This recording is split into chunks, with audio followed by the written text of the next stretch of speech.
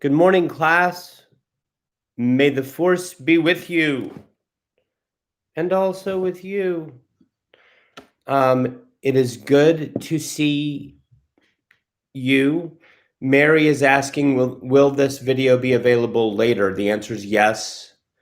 Let me just ask you guys, have you been able to watch videos after the fact? Has that been something that you can do so far? Great, Marlon. Great. Okay. Yeah. Let me ask you another question. Was the last class okay? I was not able to be live with you on Tuesday morning, so I recorded a Zoom video. Prior.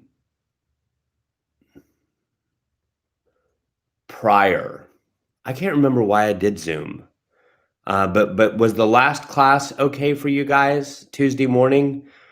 I cannot remember why I did Zoom right now. Maybe it was just practice. I know I want to do Zoom. Good, Macy. Sorry, I said Mary earlier. Good, Macy. I can't remember why I did Zoom. It may be because I'm wanting to incorporate PowerPoint into my lectures, but I have not had time to do that. Yes, looks like we're going to have a low turnout today. Oh well. Y'all, let me ask you one more question. Are you able to pull up my notes on my Google Drive? Is that working out for y'all? Let me know if you're able to pull up my lecture notes on Google Drive, because I'm going to stick close to those again today. In fact, who can tell me the first few words of my lecture notes for today's lecture? Can someone tell me that? What are the first 5 words on my Google Drive for today's lecture? Can someone tell me that?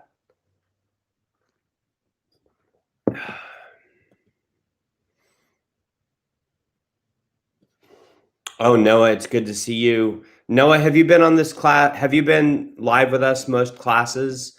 I keep thinking that if I do a live Zoom meeting, I might want you to help me. Oh, good, Marlon. Very good. Okay, it looks like y'all are able to pull up my Google notes, my Google Doc notes, my lecture notes. That's great. Okay, let's get started.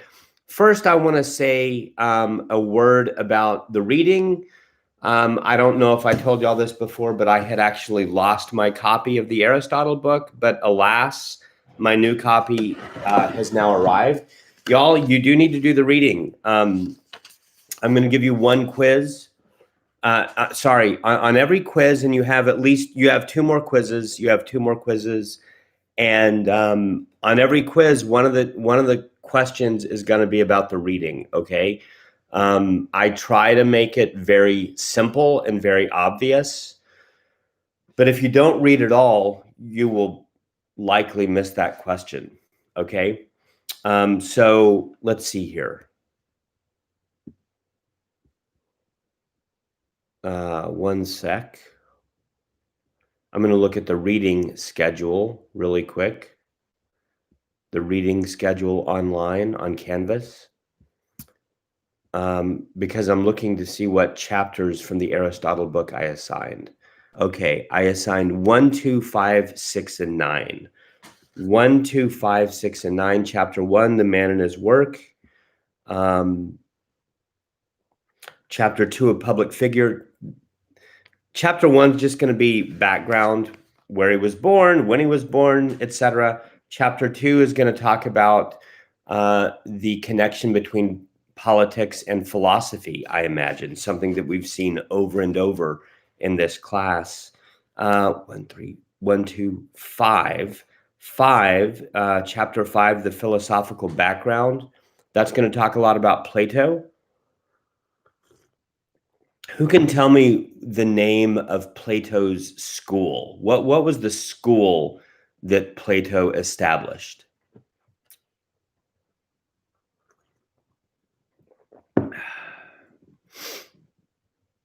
Low turnout today. That's okay. Good, Marlon. The academy. Plato started the academy. Aristotle started the Lyceum. The Lyceum. That could easily be on a quiz. Lyceum. I think that's how you spell it. So yeah, that chapter 5, the philosophical background, is going to talk quite a bit about Plato. I think that I've prepared you well for that so far in this class. Chapter 6 is the structure of the sciences. This idea that the different branches or the different disciplines of science are all sort of connected. And not only are they connected, but there's a hierarchy among the sciences. I've already talked to you a little bit about that last class. We will continue to talk about that some today. Aristotle is the person who invented that idea that all the different sciences are connected. So if you want to say, what is the relationship between physics and chemistry? Modern scientists today can talk a lot about that, but what I want you to know is that it's Aristotle who really invented that way of thinking. And that would be a good example of how I talk about the difference between Aristotle. Aristotle is the one who invented that way of thinking. And that would be a good example of the different writing styles between Plato on the one hand and Aristotle on the other. I've talked to you about how Plato wrote in terms of narrative or stories or dramatic productions that we call dialogues. Well, Aristotle wrote in a different way. Let me ask you this, class. In what way did Aristotle write? Aristotle did not write dramatically. He wrote how. There's sort of two adverbs that you could throw out that would both be correct. This would be a great quiz question. If Plato wrote dramatically, then Aristotle wrote, good musical blueberry, whoever that is. Musical blueberry wrote synchronically. And listen, I don't know who musical blueberry is, but I would totally count that as correct. That's a really great answer. That's kind of like the super advanced answer. Yes, Aristotle's manner of writing is synchronic, meaning that it doesn't take place in and through a kind of narratival time. Very, very good. But I was just looking for what Emily said, systematically, or if you wanted to say scientifically, I would count that correct. Aristotle wrote in terms of system, in terms of science. Plato did not. He wrote in terms of a dramatic narrative. Okay, that's why we call them dialogues. Hi, Megan. Thank you.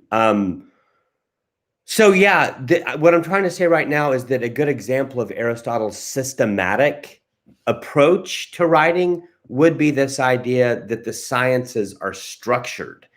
There's a connection between physics and biology, physics and chemistry. And not only is there a connection, but they are arranged for Aristotle hierarchically. That's why I emphasized last class that logic is sort of like the baseline discipline. After you master logic, then maybe you could move up to physics. And that word physics, for Aristotle and for the ancient world, that word physics is really the study of what? Who can tell me what physics is the study of?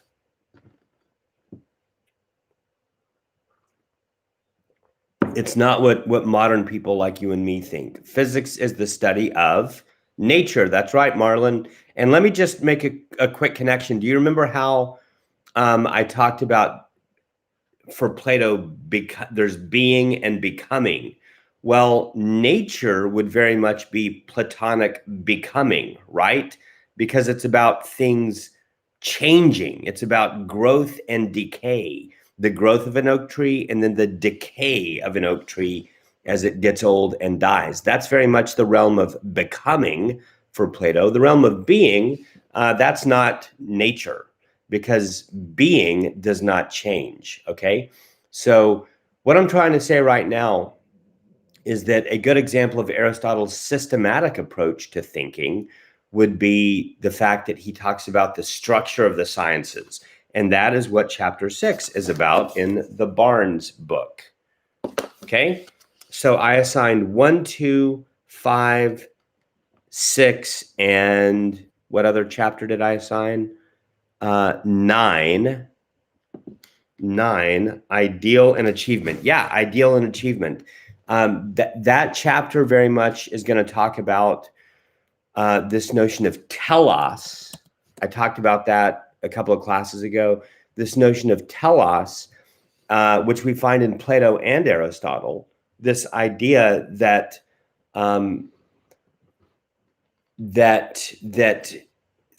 that creatures can be improved. So, for example, we saw in Plato's dialogues, both in the Euthyphro and the Apology, this notion, Socrates is always talking about animal husbandry, raising horses as an example of what it means to perfect something. Well, if a horse can be perfected, or if a human being can be perfected, then that suggests that there is an ideal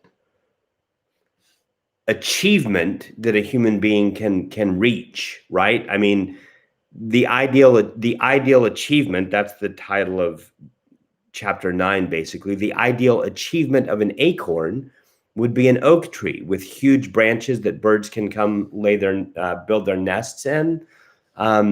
Deep roots. It provides shade for people to have picnics under. The leaves do photosynthesis very well. All of that is the ideal achievement of an acorn. Well, that presupposes the notion of telos, which means purpose. You'll remember that I spoke a couple of classes ago about how the chief end of man, according to certain thinkers called the Westminster Divines, the chief end of man is to enjoy God and to glorify God forever. What that means is that the human person has an objective purpose in the same way that an acorn has an objective purpose, and also an objective essence. These are ideas that Plato and Aristotle very much want to affirm. And that is going to be what chapter 9 is about. Okay, y'all, I just wanted to say a brief word about the reading before I launch into today's material. But I also wanted to say a brief word about your quiz. You will have a quiz next week. It'll be a lot like the last quiz, although it will be, if anything, it'll be easier because I do know that one of the questions last week was a little bit ambiguous. I'm not going to go back and change anything about that, but I will try to make sure that none of the questions on any of the subsequent quizzes are ambiguous in that way. Okay, but you will have a quiz. One of the 3 questions on the quiz will be from the reading. Oh, here's what I wanted to say. Do you remember how last class we read together a paragraph on page 3. We read a paragraph together from page 3. It is the paragraph that begins, "He did not think himself singular in possessing such a desire." Yeah. Yeah, we read that paragraph together. And y'all, what I want to say to you is that your quiz, the one from the reading, will be taken from that paragraph, the full paragraph on page 3. And by the way, another thing that I could do would be to take a question from one of the chapter titles. Another thing that I could do, and this might come into play on the 3rd quiz, is take a question from either the first or last paragraph of a chapter. Because you see, if you don't have time to do all the reading, then one of the things that you could do would be to skim. And there's wise ways of skimming and foolish ways of skimming. A wise way to skim might be something like, oh, I'm going to read the first and last paragraph of every chapter, or I'm going to read the first sentence of every paragraph. Those are some wise ways of skimming. I don't necessarily recommend that you do that. However, to do that would be way better than not reading at all. And one of your questions will on your next quiz will be from the reading. And I will just go ahead and say that I will take it from that full paragraph that we read together on page 3 of the Barnes book. Okay.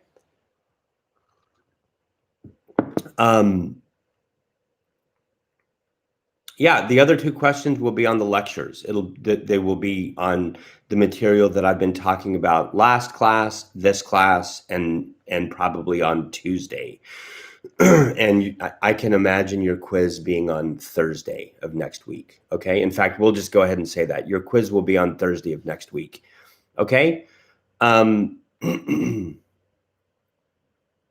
feel like there was one other thing I wanted to say, but I've lost it. I cannot remember. So y'all, why don't we go ahead and do a little review of last class? I'm looking at my lecture notes. I've already talked a little bit about the literary output of Plato versus Aristotle. Plato, narrative, story, dialogue, dramatic presentation. Aristotle, systematic, scientific. Yeah, and again, if someone were to, the quiz is multiple choice, so this won't really matter. But if it were on a final exam, let's say,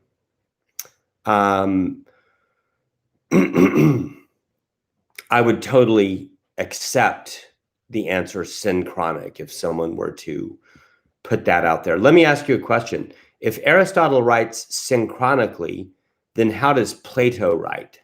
Who can answer that question?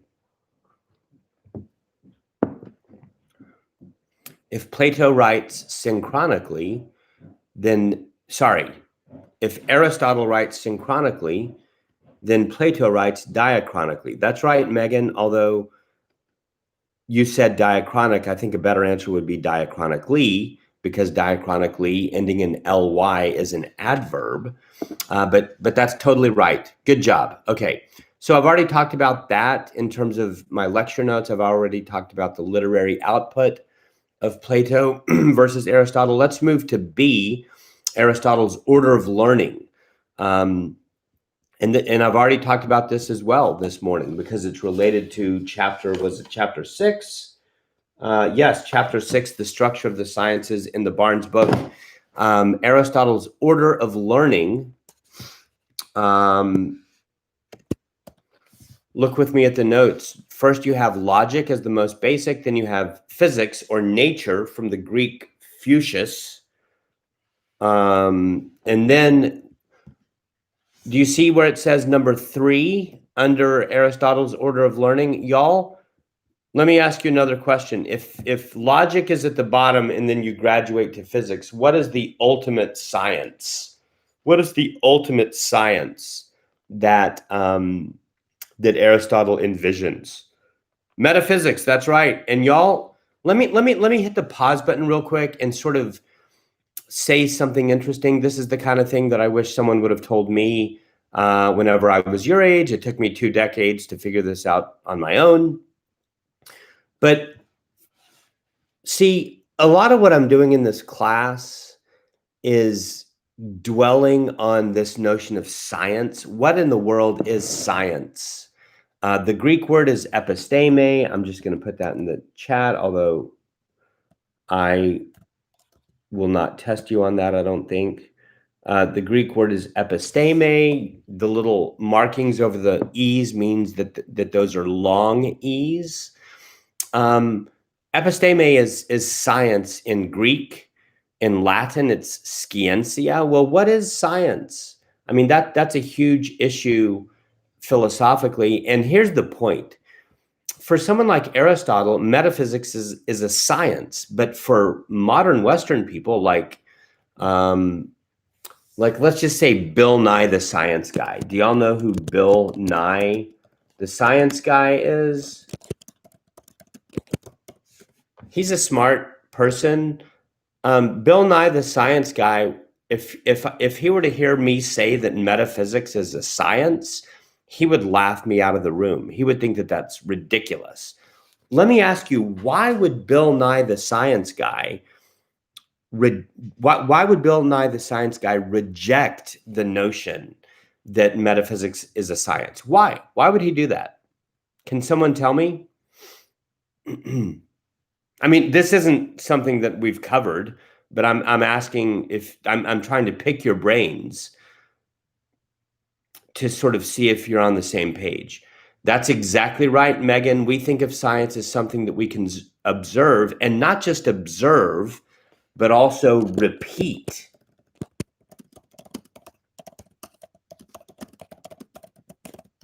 That's exactly right. When you and I and Bill Nye the Science Guy, when we as modern Western people think about science, we're talking about modern natural science, which pre-modern thinkers would call natural philosophy.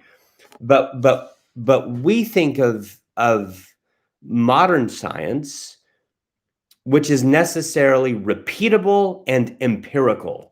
Empirical. I'm going to write that word empirical in the chat. For us, for modern Western people like Bill Nye the Science Guy, science is necessarily empirical. What does empirical mean? It means observable, just like Megan said. So let me ask you a question. Is metaphysics a science that proceeds on the basis of observation? Yes or no? When Aristotle does metaphysics, is he looking at something? Is he putting something in a test tube and examining it? Is he putting something in a glass, I don't know what you call it, but like a little glass plate, and then putting that under the microscope? No, he's not. That's right, Megan. And so for us, we tend to look at metaphysics and say, well, that's not science. That's stupid. But for someone like Plato or Aristotle, and actually even today in other cultures like Germany, theology is still considered a science. Now, that's because their understanding of science, which in German is Wissenschaft.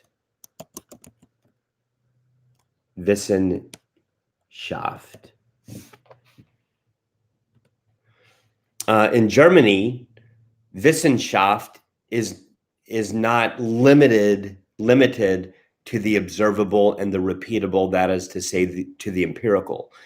Germans have a different notion of science than we do in the English-speaking world, and this has to do with the history of philosophy. I mean, in the English-speaking world, we have come to assume that science means that which is empirical, but they don't share that assumption in Germany. And by the way, they don't share that assumption in France either. And I hope you can see how certain assumptions that we have began with the history of philosophy. You and I, we tend to just assume that what it means for something to be scientific is empirical. Well, where did that assumption came from? It came from the history of philosophy. I don't have time to go into that, but the point is other cultures throughout history and other cultures even in our own day do not share that assumption. So here's the question. Why would Aristotle say that metaphysics is a science? Here's why. It's because for him, it's secure knowledge. In other words, Aristotle thinks that metaphysics is a discipline or a science that does proceed on the basis of causation,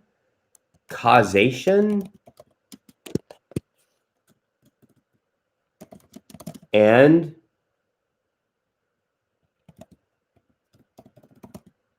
airtight relations of logical deduction. So here's what I'm going to say, and I don't think this will be on a quiz, but for those of you who are interested, I'm going to put it like this. For Aristotle, a science proceeds on the basis of causation and airtight relations of logical deduction. Okay, we talked a little bit about logic last time. I gave you a super simple example of a syllogism.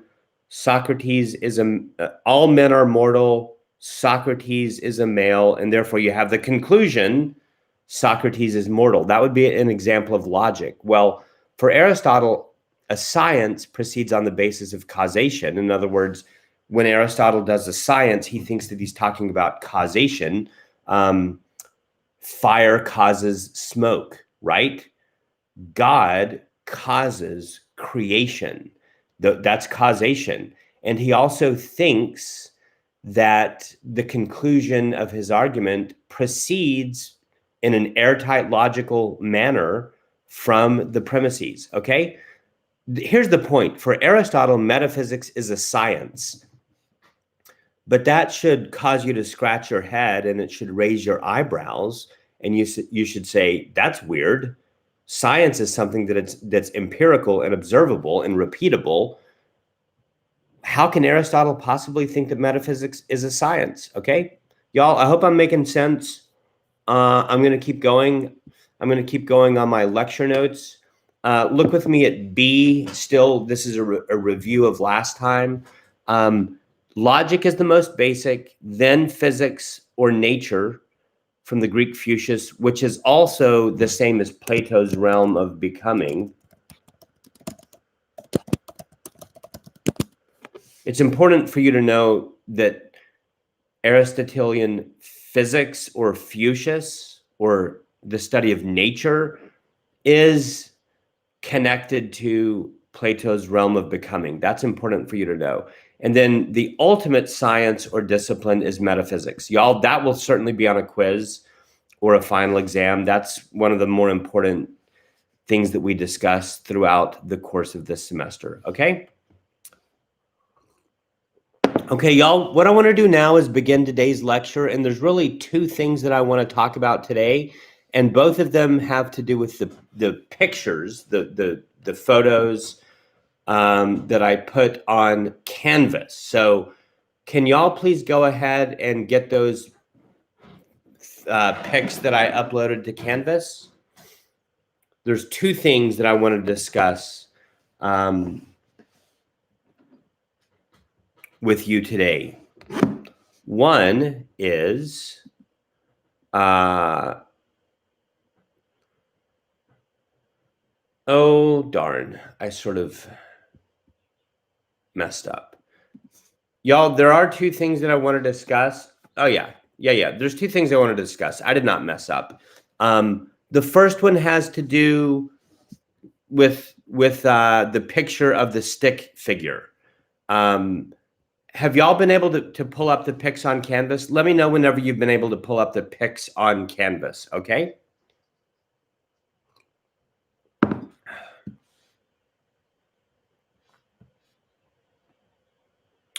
Hi, Kyrie. I uploaded them yesterday. I think they should be a module. Yeah, oh, I didn't publish them yet. Boom, now try. Sorry about that. I did not publish them. You should be able to see them now. They're really stupid, by the way, really crappy. I need Noah to help me make this class more technologically impressive. Good, Noah can see them. Do y'all see the pics, y'all? There's two pics. Noah, send me an email. Send me an email right now. We'll see what happens. I mean, to be brutally honest, I don't get paid enough to spend a ton of time on this class, although I love teaching it. But if you could send me an email right now, Noah, that would be great. mbolter@uttyler.edu. That would be great. But y'all, I want you to pull up the pic of the stick figure. Do y'all have that? Do you guys have the picture of the stick figure?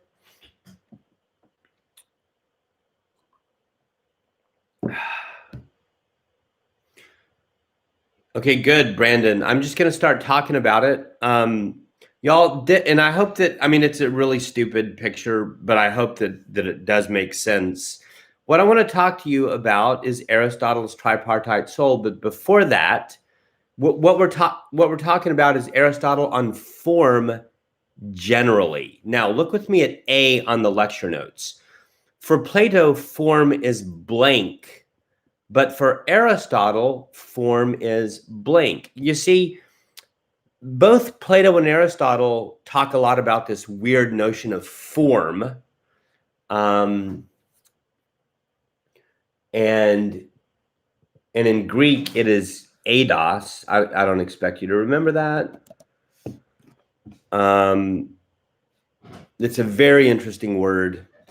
But both Plato and Aristotle talked about form, and for both of them, form is a hugely important issue metaphysically. If you want to know what's real, if you want to know how to think about the world and reality, you need to grapple with this notion of form for Plato and Aristotle, okay? And can someone fill in the blanks? For Plato, form is blank, but for Aristotle, form is blank. I talked about this a little bit last time.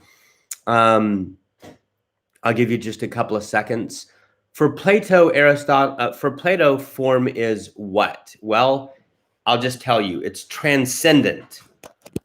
For Plato, form is transcendent. Now, good, Marlon, that's good. Yes, separate. That's good. Yes.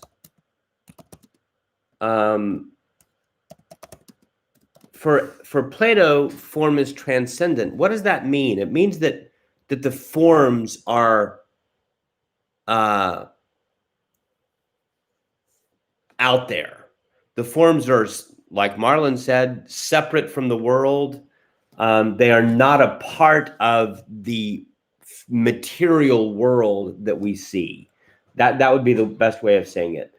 To say that form is transcendent means that it is not a part of the material world that we see. Y'all, I want to show you a Google pic. I mean, a picture real quick.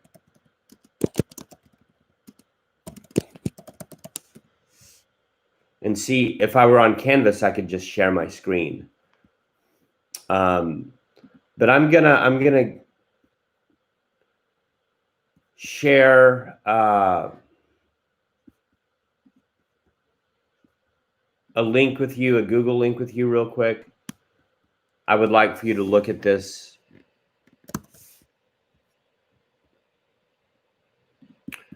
Picture. It's called Raphael's School of Athens. Oops, the link is too long. Okay, I want you to Google Raphael's School of Athens. This is a really good argument for doing this on Zoom.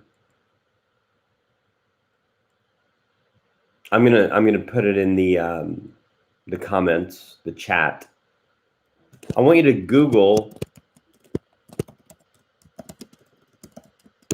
Raphael's School of Athens, okay? Raphael's School of Athens, and let me know whenever you can see pictures. I want you to look for pictures of Raphael's School of Athens. Let me know whenever you're looking at that. Okay?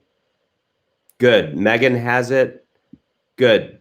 So y'all look at the painting and you can see the two dudes in the middle, right? The two dudes in the middle at the top of the steps. By the way, all the other old white dudes that are surrounding them are various pre-Socratic philosophers that we've looked at. We've looked at some of them in the class. But right in the middle, you've got Plato and Aristotle. Plato is in the little pink garment. Aristotle is in the blue garment, okay? Now, who can tell me what Plato is doing? Can you see what Plato is doing? What is he doing with his hand?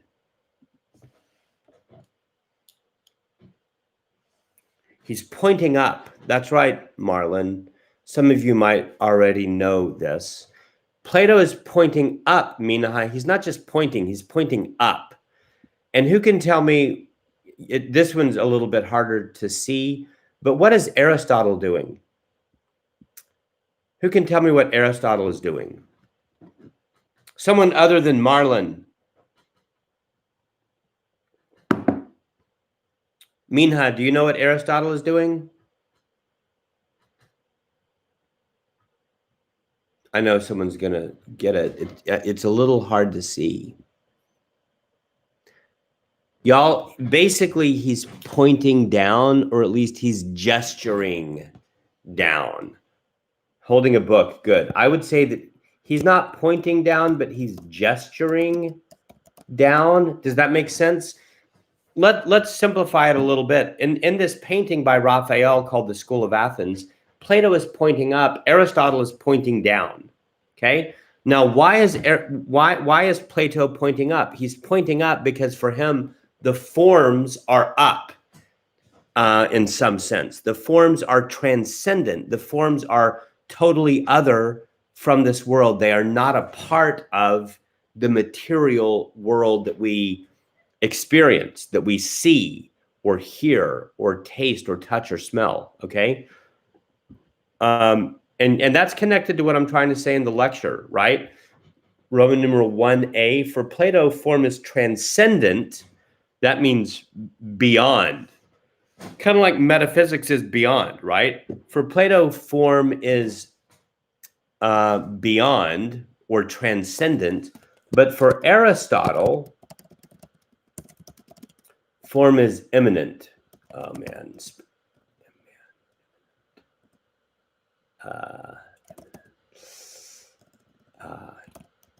I think that's immanent. Good. For Aristotle, form is immanent. What does that mean? It means that form is packed in to the material objects of the world, okay? For Plato, form is beyond the world, but for Aristotle, form is here. Form is in objects, okay? And in particular, for Aristotle, look with me at number B on the outline. For Aristotle, the objects of the world, every object of the world is a composite unity of form and matter. I think I've talked about this already a little bit, but for Aristotle, every single object in the world is a composite unity of form and matter. I do want you to memorize that phrase. That will certainly come up in a quiz or a final exam. It would also be a great paper topic. But y'all, that and it's honestly, it's one of the most important things that we're talking about in this whole class. For Aristotle, every object in the world, whether you're talking about a tree or a human being or a fetus slash baby slash life in the womb of its mother, or a chair or an iPhone, every single object in the world is a composite unity of form and matter. So think about this cup. This cup has a material dimension to it. We could talk about pottery. We could talk about glue. We could talk about atoms. We could talk about sand that is used to make the stuff out of which pottery is made. All of that stuff is the material dimension of this cup. Aristotle also calls it the material cause. But in addition to the material cause, you have the formal cause, or the form. And what is the form? Well, the form of the cup, you could say, is the idea of a cup. Oh, and that's sort of how Plato would think about it. But a better way to say it is that for Aristotle, the form of the cup is the ideal definition of the cup. Y'all, I wish that I had a dictionary in my study. I don't, but I think I'll just use this German dictionary. I want you to pretend like this is a philosophical dictionary. Actually, I'm going to use this one. I want you to pretend like this is a philosophical dictionary. Every single item in the world, every single reality in the world is in the philosophical dictionary. But I want you to imagine that this philosophical dictionary is perfect. It's airtight. There's not a single bit of ambiguity in this dictionary, so that you could look up the word giraffe, or you could look up the word, give me a sec here, 1 sec.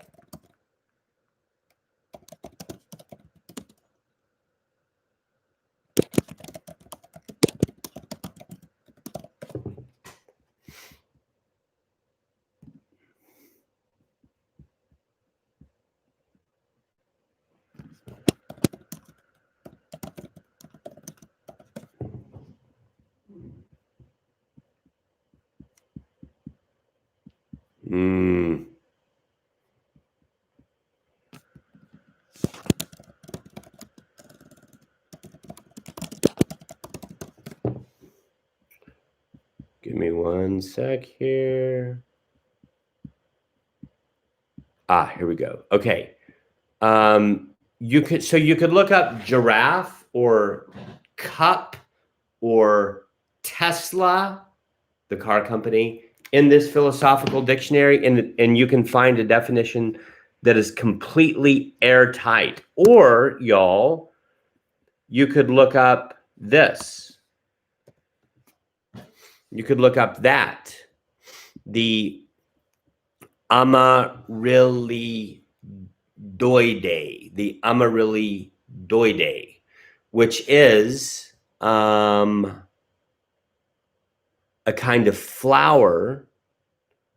You could look that up in the world. I think they're called snow flowers or something like that. I can't remember what they're called. But that's a genus and species scientific designation. You could look that up in the philosophically airtight dictionary, and you could find a definition that is completely exhaustive.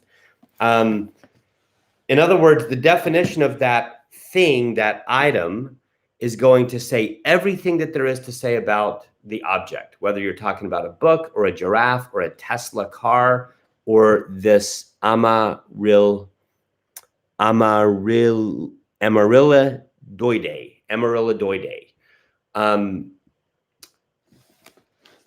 You look up the definition in the philosophically airtight dictionary, and guess what? That is Aristotelian form.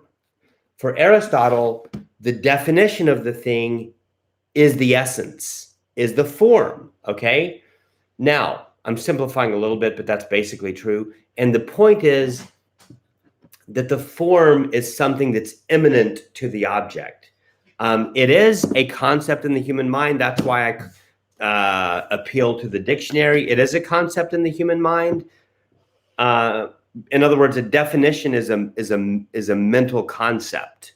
That's true, but what Aristotle wants to say is that somehow the form is in the cup. There's no such thing as the cup without the form inhering in the cup somehow. I'm going to write that down. There's no such thing as a cup for Aristotle.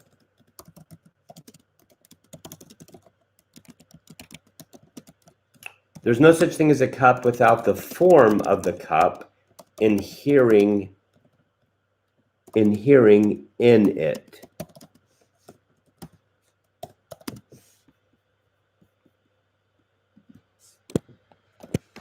There's no such thing as a cup without the form of the cup inhering in it for Aristotle, okay? And that's form.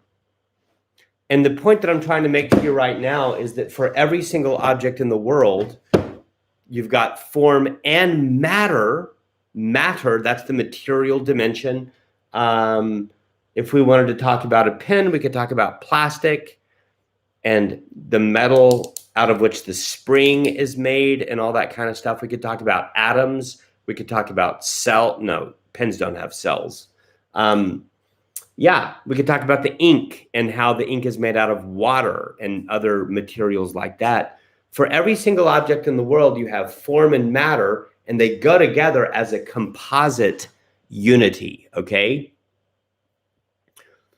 And that's true for Aristotle. For Aristotle, he talks about the composite unity of form and matter, okay? Now, y'all,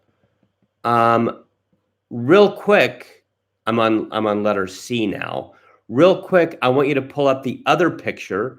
I want you to pull up the picture of Aristotle's metaphysical spectrum, okay? Do you see that? Do you see Aristotle's metaphysical spectrum, the pic that I put up on canvas of Aristotle's metaphysical spectrum? Hopefully you can see it. Good. So what I want you to notice is that so we just now said that for every object in the world, every object in the world is a composite unity of form and matter, right? Well, y'all, look at the two extremes on the metaphysical spectrum. Can you see how on one extreme you have form and on the other extreme you have matter? That's not a coincidence, right? Now, I'm not trying to say that for Aristotle, reality is a composite unity of form and matter. I'm not trying to say that. I'm just trying to say that those same two ingredients, those same two factors that are in every object in the world, like a cup, those same two ingredients are also the primary ingredients of reality as a whole for Aristotle. Because on one extreme of Aristotle's metaphysical spectrum, and by the way, this idea of Aristotle's metaphysical spectrum is something that I sort of made up in order to be able to teach Aristotle quickly and efficiently.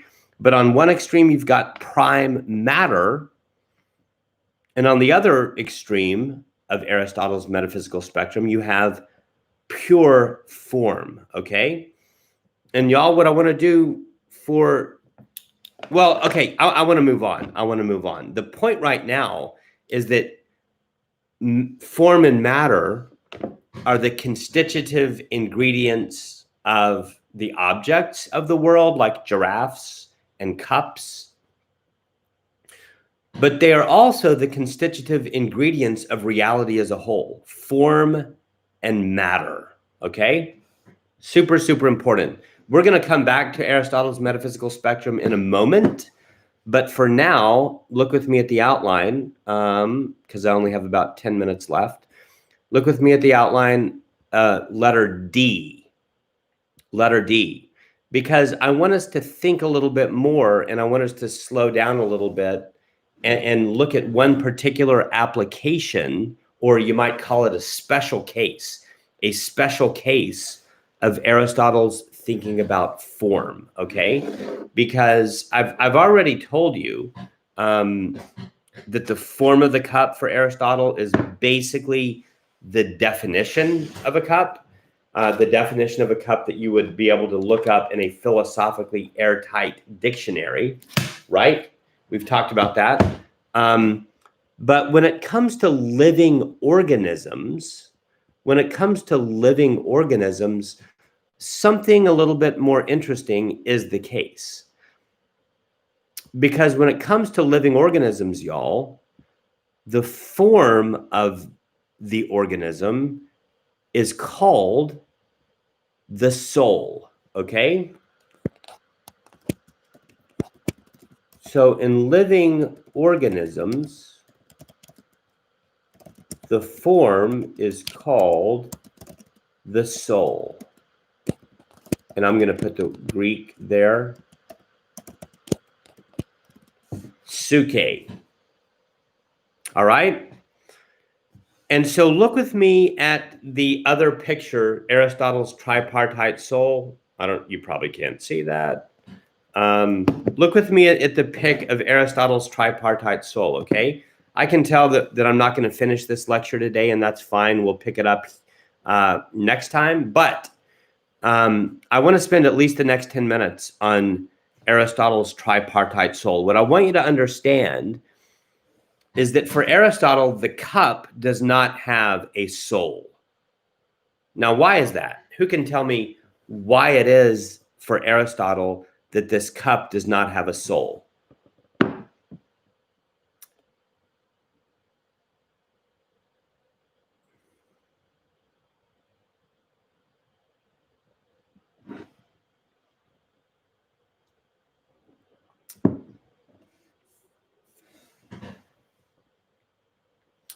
I'm just going to tell you it's because it's not a living organism. Okay, the cup is not a living organism. Let me ask you this. Does the cup have form? Yes or no? Someone tell me if the cup has form. Yes or no?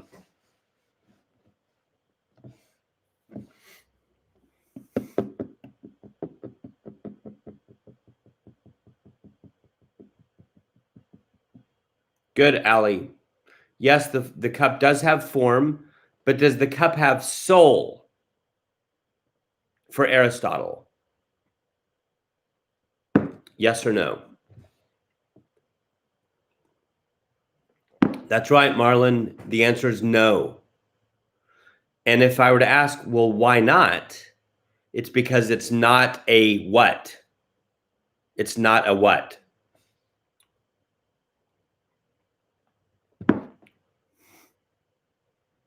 It's not a living organism. That's right, Emily. Very good. Y'all, for Aristotle, the form of a living organism is the soul of the living organism. But I want you to look with me at the picture now.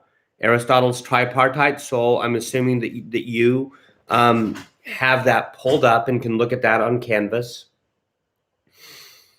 At the bottom level of, so there's really three parts of the soul for Aristotle. But usually I use the word level. There's three levels of the soul for Aristotle. By the way, Plato has, it's true for Plato as well. Both Plato and Aristotle have a tripartite soul, but they're different. They're similar but different. Aristotle takes Plato's tripartite soul and tweaks it and sort of customizes it according to his own views. But let's talk about Aristotle's tripartite soul. At the bottom level of the soul, because remember, for pre-modern thinkers, everything is hierarchical. As modern Western thinkers, you and I tend to think that everything's equal. We have this principle of equality and everything's equal all the time. And if you say that this thing is better than that thing, then you're being politically incorrect and you know, you're being mean. And maybe you should even go to jail, right?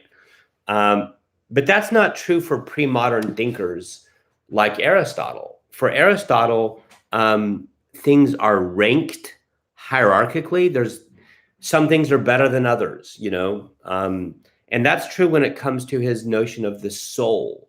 So Aristotle has three levels of the soul that begin at the bottom and then move to the top, okay? The bottom level of the soul for Aristotle is called the vegetative or nutritive soul. If I had a chalkboard, I would be writing these words on the chalkboard. I don't, so you're gonna have to look at the JPEG. But the bottom level of the soul is the vegetative or nutritive soul. Okay, I'm gonna write it in the chat. Vegetative or nutritive. The vegetative or nutritive part of the soul. And y'all, this is what plants have. This is what plants have, like oak trees or ferns or sunflowers or rose bushes. They have the vegetative or nutritive level of the soul. What does that mean? Basically, it means that they can feed themselves. It means that they can take nutrients from the environment around them, the soil, the water, the fertilizer, sometimes the sunlight. These organisms can take nourishment from the environment and feed themselves with it and take it into their bodies, and then their bodies can grow. Okay, that's what the nutritive or vegetative soul does. And that's the level of the soul that plants have. Here's what's interesting, though. Not only do plants have the vegetative level of the soul, but animals do as well. Because let me ask you a question. Can a lion or a tiger or a dog or a roly-poly, can they feed themselves? Do those organisms, do they have the ability to take nutrients from their environment and incorporate or assimilate those nutrients into their own bodies? Yes, they do. They do have that ability. And so what we have to say is that even animals like insects or mammals have the vegetative soul at the bottom. But guess what, folks? They also have a higher level of the soul, which Aristotle calls the sensate. The sensate or appetitive level of the soul. The sensate or appetitive level of the soul. What is that? Well, you can probably figure it out. The sensate soul is that level of the soul which has a higher capacity than the merely nutritive or vegetative level of the soul has. In other words, animals can do things that plants cannot, right? What can they do? Well, they can see things, they can smell things, they can taste things. And not only that, they can desire things or want things. A lion can see a gazelle 50 yards away and say, I want that, and the lion goes after it, right? That is a clear activity that an animal can do that plants cannot, okay? So plants have the nutritive or vegetative level of the soul. Animals have that as well. This will probably be on a quiz.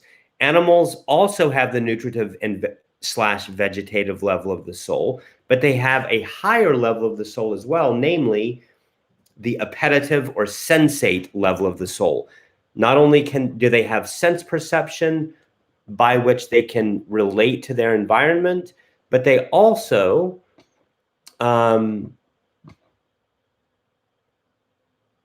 in some sense have some kind of desire, which causes them in many cases to move out and pursue some object. Usually it's food.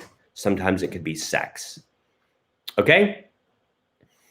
Plants have the vegetative soul. Animals have the appetitive or sensate soul. Y'all, let me ask you a question. It's a yes or no question. Does Aristotle think that human beings are animals?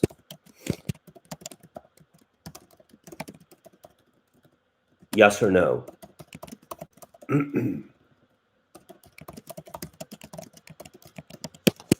Does Aristotle think that human beings are animals? Yes or no?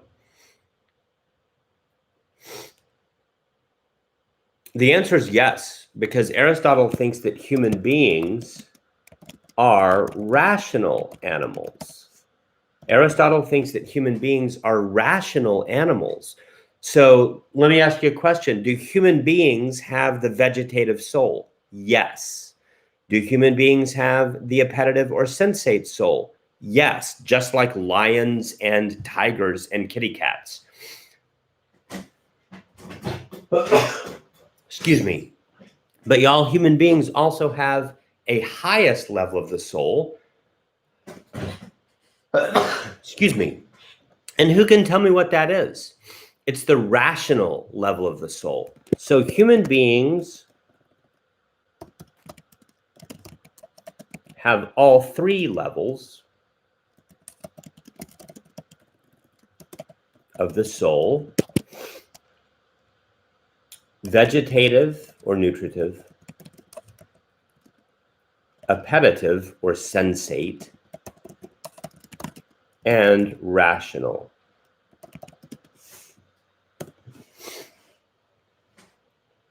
Y'all, what does it mean to say that human beings are rational animals? Well, what Aristotle would say is that we are of the genus animal. So we, when it comes to our genus, we are identical to a tiger or a lion or a snake. We're animals. but we're rational animals. What does it mean to be a rational animal? Aristotle says that human beings are animals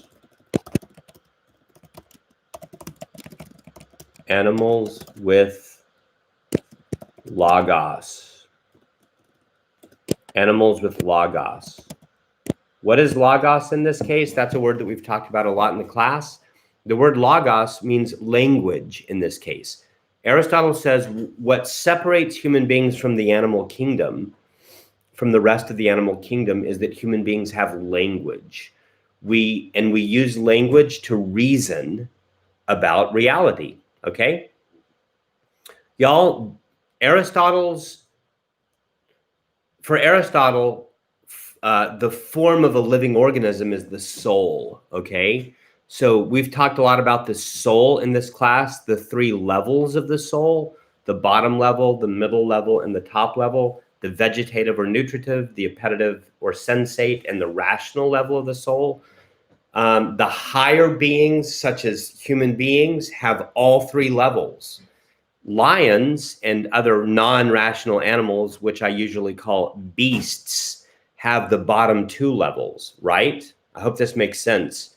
But plants have only the bottom level of the soul, namely the vegetative soul. Y'all, I wish that we had more time. I wish that we were meeting in person so that we could ask questions and have really great discussions about this stuff. Alas, it is what it is. We will pick up next time with Aristotle's Metaphysical Spectrum. Stay up with the reading, please, and may the force be with you. And also with you. Have a wonderful weekend.